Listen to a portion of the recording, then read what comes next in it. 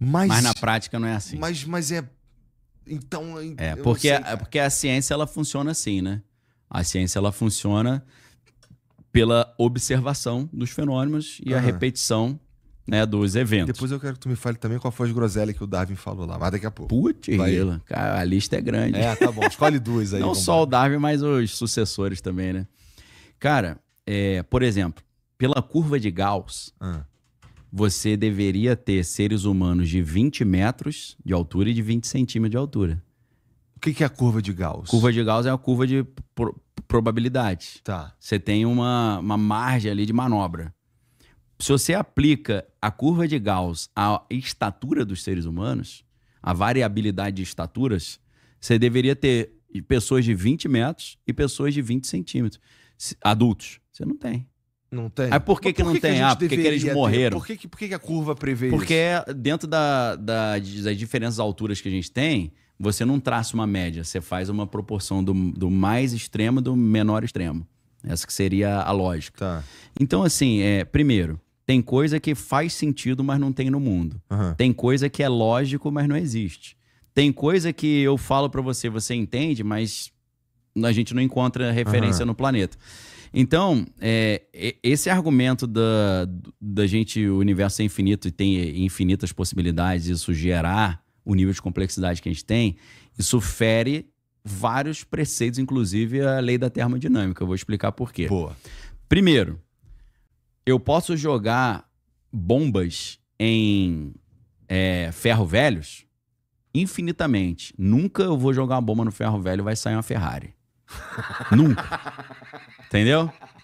A ciência vai te provar isso. Fique jogando bombas lá. Não vai sair um iPhone, nem um relógio suíço. Não vai sair mesmo. Entendeu? Então, assim, infinita... todos os ferros velhos do universo. Não vai sair. Por quê? Porque a gente consegue imaginar o universo infinito, tempo infinito, infinitas possibilidades. Mas na prática não rola. Teve o Big Bang, cara? Pode ter tido. Deus pode ter falado, haja tudo, e começou a ter, pô. Entendeu? Mas até sem Deus também, não sei. A Terra tem quanto tempo, cara? 6 mil anos? Porra. Eu não sei, mas não tem os 4 bilhões, na minha opinião, não. É? Por que não tem? Porra, cara. Tudo... A Terra gira, né? A rotação da Terra, na física, é trabalho. Trabalho envolve gasto de energia. Então, a Terra está cada vez rodando mais devagar. Entendeu? Daqui a bilhões de anos ela vai estar lentinha, né? A Terra tá rodando mais devagar? Lógico. Tá. Isso tudo que gira tá cada vez girando mais devagar. Aí ela tá. Se a Terra girasse um pouquinho mais rápido, o dia seria tão curto que não ia ter como ter vida na Terra. Se ela girasse mais, se ela girasse mais devagar, o dia ia ser tão longo que ia queimar tudo. E a noite ia ser tão longa que ia congelar tudo. Ia ficar queimando e congelando, queimando e congelando. Se fosse muito rápido, não ia ter como também. Porque o dia ia ser rapidão, a noite também ia ficar... Isso é maluco mesmo, assim. O nível de perfeição é só coisa óbvia. Eu tô falando coisas óbvias que não envolvem uma equação de física quântica. Tá rodando. Não, a distância da Lua pra A distância. Terra. E a distância da Terra pro Sol. Mas vamos pensar só na rotação da Terra. Tá. Se você anda para frente no tempo, ela tá rodando mais devagar. Agora, se você anda para trás, ela tá rodando mais rápido.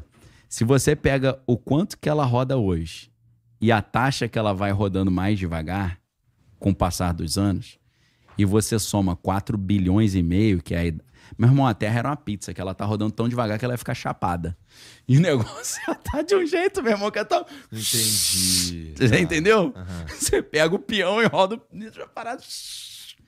Não faz sentido, entendeu? Não faz sentido. É que eu também ia precisar estudar para entender esses movimentos mais profundamente. Tipo, eu não sei exatamente... Mas a explicação tem... O Sergião vai chegar aqui e vai dar uma explicação. Se eu chegar aqui agora e falar, transforme a água em vinho, ela virar vinho, os caras vão dar uma explicação, mas não vai deixar de ser uma coisa estranha.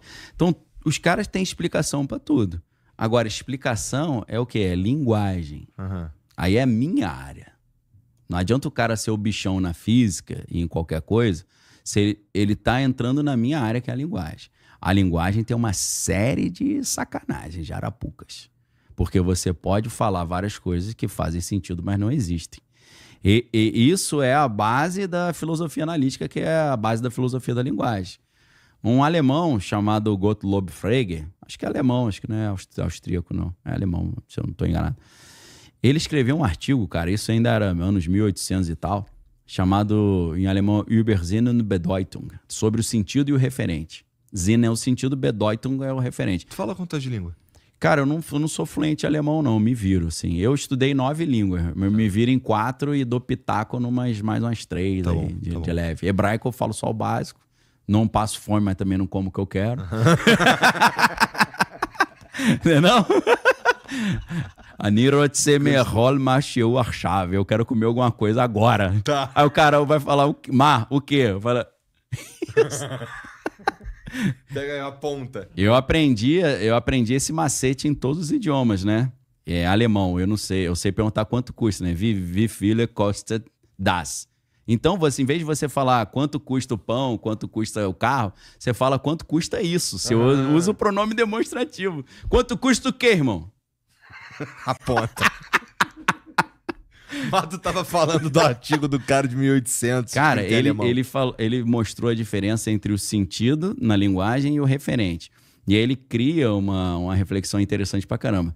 Se eu falar o atual rei da França é calvo, você entende o que eu tô falando, mas isso não existe. O Macron não é rei da França e ele também, se fosse, não é calvo. Não tem rei na França, mas fez todo sentido. O atual rei da França é calvo, hoje ele fez um pronunciamento e ele falou que ele vai abrir as fronteiras da França para os imigrantes. Cara, tudo isso, eu posso escrever um livro inteiro, mas isso não existe uma coisa que é a língua e a outra coisa é o referente. Se eu falo, cara, esse fone de ouvido aqui, eu tô te mostrando. É por isso que um dos caras que continuaram esse estudo do Gottlob Frege, que é o Bertrand Russell, ele diz que o nome pessoal, né, o substantivo verdadeiro, é o pronome indicativo. Porque as coisas você só pode se referir às coisas falando isso, esse, aquele, porque você está mostrando. Agora, quando eu estou falando o atual rei da França é calvo, o cara fala, mostra. Aí você me quebrou. Quando você mostra, a linguagem faz sentido. Quando você não mostra, é mais complicado. É claro que o cara espertinho vai falar, me mostre Deus. Dá para mostrar de outras formas, né? Essa que é a ideia. Dá para experimentar Deus, vivenciar Deus. Me mostre Deus Aí o cara fala assim, ó, por isso que eu não acredito em Deus. Bertrand Russell era ateu. Por isso que eu não acredito em Deus.